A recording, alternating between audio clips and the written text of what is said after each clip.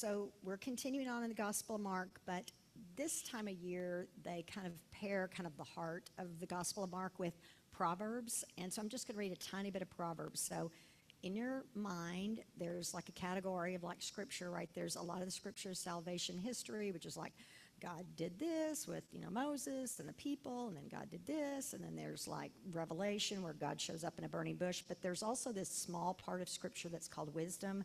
That's the book of Proverbs and Job and Ecclesiastes. And that part of the scripture is much more about, like, it doesn't really have the word God in it. It's much more about like what you know about creation by opening your eyes and going out and looking at it. And so it's kind of like Ben Franklin, a lot of the kind of like early to bed, early to rise, makes a man healthy, wealthy, and wise, that kind of thing. But I actually like Proverbs a lot and took a couple of extra classes on it in school.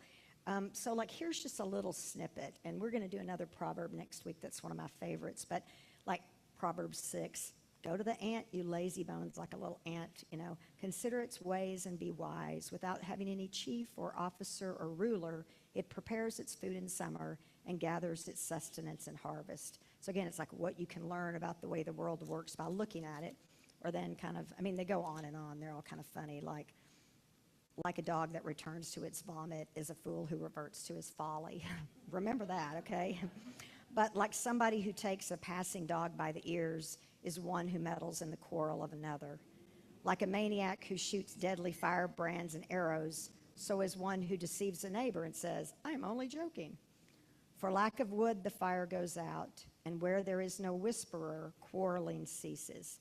So there's a lot in here that has to do with like, having a careful tongue, not slandering people, following. A lot of it's about following a wise teacher, find yourself a teacher, acquire yourself a friend. And anyway, so I think it's kind of interesting that they're pairing the Gospel of Mark with that this week. And so then in the Gospel of Mark, we're in this chapter. I think Paula, I'm kind of out of order, but it's chapter 7, kind of a key part. And the scriptures have a lot of concern for what we call purity or the holiness code.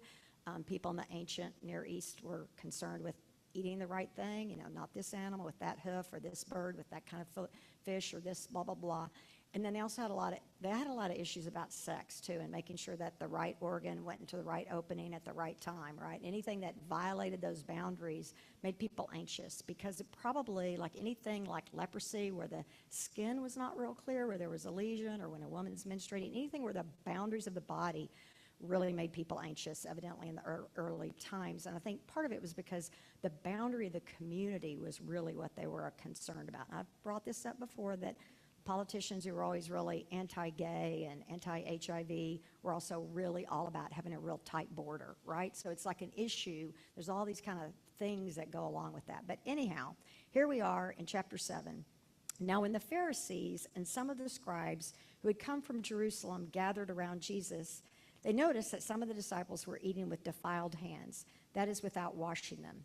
For the Pharisees and all the Jews do not eat unless they thoroughly wash their hands. And actually the Greek is like, unless they wash their hand with their hand shaped like a fist, thus observing the tradition of the elders. And they do not eat anything from the market unless they wash it.